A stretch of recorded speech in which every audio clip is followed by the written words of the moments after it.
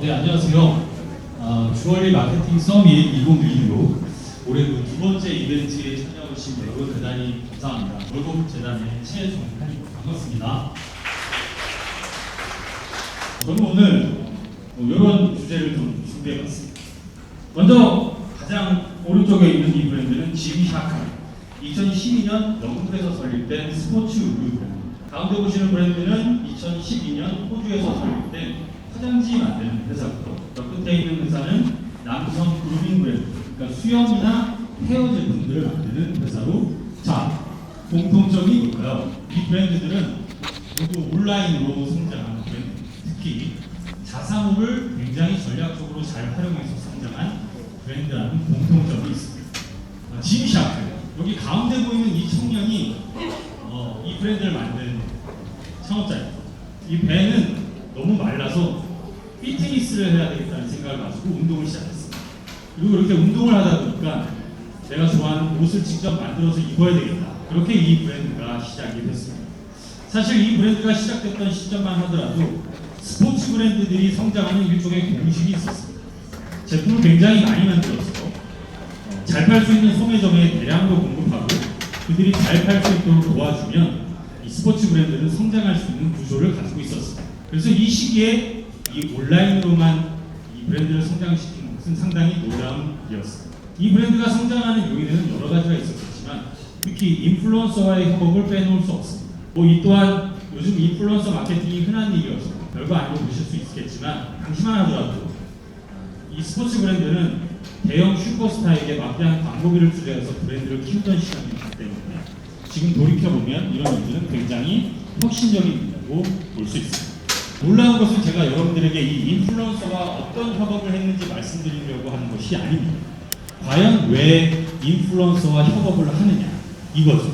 이 벤이라는 친구는 고객과 직접 소통하고 싶었습니다. 그러다 보니까 고객의 데이터가 필요해졌고 고객의 데이터를 얻으려고 하다 보니 자사몰이 필요해졌습니다. 그래서 이 자사몰로 고객을 끌어들이기 위해서 인플루언서와 협업을 한 겁니다. 따지고 보면 인플루언서라는 도구를 통해서 고객을 확보하고 그 확보한 고객을 자사몰로 유입시켜서 이들의 데이터를 가지고 성장시킨 브랜드. 19살에 부모님 차고에서 시작한 이 브랜드는 8년 만에 유니콘 기업이 되었고 13년 동안 성장해서 지금은 200개국에 수출을 하고 있는 글로벌 기업입니다. 결과적으로 나이키, 아디다스, 언더 아머와 같은 가장 강력한 전통 강자들이 있는 시장에서 15년 동안 본인만의 방식으로 꾸준하게 쌓아서 이제 그들을 가장 위협하는 존재가 된 것입니다. 자, 이 브랜드는 또 어떨까요? 이 브랜드 이름처럼 누가 신경이나 쓸까요? 이 두루마리 화장지를 만들죠. 여러분 혹시 영화 타짜 보셨나요? 거기에 이런 대사들이 나옵니다. 난 딴 돈의 반만 가져가. 네, 이 브랜드도 번 돈의 반만 가져가. 왜냐하면 수익의 50%는 위생이 취약한 지역에 모두 기부하고 있기 때문입니다. 사실 이 기능적 생필품이라고 할 수 있는 화장지를 말이죠. 지금 보시는 것처럼 예쁘게 포장을 하고 일반 화장지보다 몇 배나 비싼 가격을 붙여서 우리는 위생을 도와주는 위성 사회적 가치라는 브랜드 포지셔닝을 가지고 브랜드를 키운다는 것이, 저 사이먼이 저 변기에 앉아서 나는 5만 불이 모이기 전까지 이 변기에서 내려오지 않겠다 라고 하면서 펀딩을 시작합니다. 그게 이 브랜드의 시작이죠. 그렇습니다. 이 브랜드가 팔고 있는 것은 화장지입니다. 하지만 이들이 팔고 싶은 건 화장지가 아닙니다. 사람들에게 깨끗한 화장실을 만들어주는 일을 함께 하자.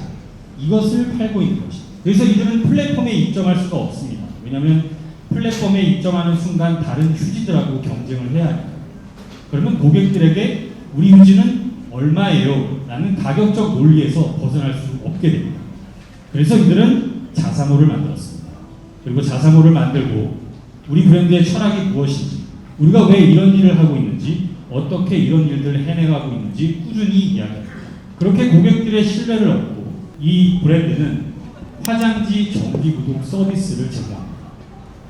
그럼 이 고객들은 매달 정기적으로 화장지를 사고 있는 것이 아니라 매달 정기적으로 전 세계 수십억 명에게 가장 안전하고 깨끗한 위생시설을 만드는 일에 동참하는 파트너로서의 경험을 계속 주고 있는 겁니다. 비어드 브랜드, 수염 오일, 여기 수염을 기르신 분들이 계신데 수염 오일, 전 놀랐습니다. 이런 게 있는 줄 몰랐거든요. 여기 사진 속에 있는 LA, 사실 금융회사를 잘 다니고 있었습니다. 그런데 이 회사에서 직업적 특성상 수염을 더 이상 기를 수 없게 되었습니다. 그래서 고민을 하고 퇴사합니다. 그리고 1,000만 원을 들고 창업을 하죠. 여느 창업가라면 제품을 만들었을 거예요. 하지만 그는 제품을 만들지 않았습니다. 블로그와 유튜브를 시작했습니다. 왜냐면 본인이 경험했듯이 이 수염이라는 것이 직업을 하는 것이 아니라 누군가의 문화이자 스타일이라는 이야기를 하고 싶었기 때문입니다. 그래서 그는 이런 말을 합니다. 우리는 더 많은 사람들에게 제품을 팔기 위해서 컨텐츠를 만드는 것이 아니라 더 많은 사람들에게 우리의 컨텐츠를 전달하기 위해서 제품을 만든다고 말합니다. 그런데 놀랍게도 이 모든 컨텐츠는 자사몰로 연결되어 있습니다. 네, 자사몰에서 제품을 팔고 있죠. 그런데 이들이 집중하는 것은 다른 데 있습니다. 어떤 수염 스타일이 있고 어떤 헤어가 좋고 왜 그렇게 가꾸고 관리해야 되는지 이런 매뉴얼과 가이드를 제시합니다. 그리고 이렇게 자사몰에서 확보된 고객 데이터, 특히 이메일을 가지고 고객들과 소통을 합니다. 그리고 그 소통의 핵심은 제품이 아니라 컨텐츠입니다. 현재 이 비어드 브랜드의 유튜브 구독자 수는 213만 명이 넘고 누적 조회수는 5억 4천만 뷰가 넘습니다. 만들어진 영상도 2,000개가 넘습니다. 자사몰에서만 연 130억 이상의 매출을 내고 있습니다. 이 수염 오일이 많죠. 네, 뭐 이런 이야기는 끝도 없이 많이 있습니다. 해외뿐만 아니라 우리나라에도 이런 이야기는 굉장히 많습니다. 혹시 포인트 오브 뷰라는 브랜드 들어보신 분 계신가요? 문구 브랜드예요. 이 종이 연필 지우개를 팔고 있는 거예요. 이 AI 시대에 여러분 이 아날로그적 필기 도구라는 여러분 상상이 되십니까? 그런데 조금 더 깊이 따져보면 이들이 팔고 있는 것은 종이와 연필이 아닙니다. 이들이 팔고 있는 것은 취향입니다. 필기, 문구라는 것을 하나의 라이프 스타일로 규정하고 이들은 종이와 연필을 아주 정교하게 큐레이션해서 그것을 사람들에게 제공하며 당신의 취향을 존중하는 브랜드로 성장하고 있습니다. 저 작은 매장 하나가 입소문을 타고 사람들에게 퍼졌고요.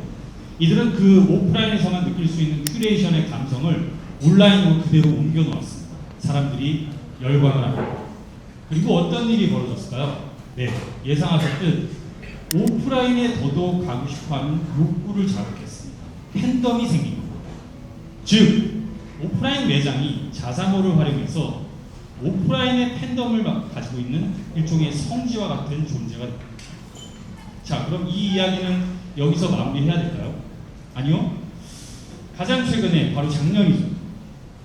29cm와 함께 코엑스에서 대규모 문구 박람회를 열죠. 단 5일 만에 2만 5천 명이 넘는 관람객이 다녀갔고요. 올해는 100개가 넘는 문구 브랜드가 참여했습니다. 게다가 올해는 네이버도 함께했습니다. 제가 뭐 온라인 시장의 중요성, 뭐 자사몰의 중요성 이런 것을 얘기하는 것은 중요하지 않습니다. 왜냐하면 이미 여러분들이 모두 알고 있기 때문입니다. 이런 숫자들이 온라인 시장이 얼마나 크고 성장하고 있는지에 대한 얘기를 해주고 있습니다. 하지만 이런 숫자는 역시 저에게 하나도 중요하지 않습니다. 저에게 중요한 건 바로 여러분들입니다. 여러분들의 성장입니다. 온라인 시장을, 나의 자사몰을 어떤 전략과 목표를 가지고 하나하나 계획대로 하고 계신 거죠. 사실 이런 상황을 짐작을 했습니다. 왜냐하면 여러분들이 이 행사에 참여하실 때 그렇게 답변해 주셨기 때문입니다. 아, 온라인 시장을 잘해보고 싶은데 어떻게 해야 되는지 잘 모르겠어요. 나 자사몰이 있는데 이걸 어떤 걸 하고 어떤 걸 하지 말아야 되는지 잘 모르겠다고 말씀하셨습니다. 근데 여러분 정말 모르시겠나요? 잘 모르는 게 맞나요? 정말일까요? 왜냐하면 검색만 해봐도 여러분들이 어떻게 해야 되는지 수도 없이 쏟아지고 있습니다. 강의가 나오고 유튜브 영상이 나오고 자료가 나오고 기사가 나오고 도와주는 기업도 있겠다고 하고 성공한 사례도 수도 없이 찾아볼 수 있습니다. 즉, 정보가 모자른 시대를 살고 있는 것이 아닙니다. 방법을 모를 수가 없는 시대에 살고 있는 겁니다. 그런데 우리는 왜 어렵게만 느껴질까요? 만약에 그 답을 하우에서만 찾으려고 한다면 우리는 답을 찾을 수 없을 것 같습니다.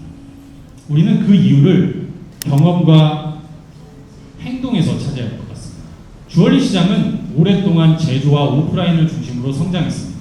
지금도 여전히 그렇고, 만약에 코로나 이 녀석을 만나지 않았다면 어쩌면 우리는 온라인 시장으로의 전환이 훨씬 더 늦어졌을지도 모릅니다. 여기 나와 있는 것처럼 경험은 기억을 만들고 행동은 변화를 만들고.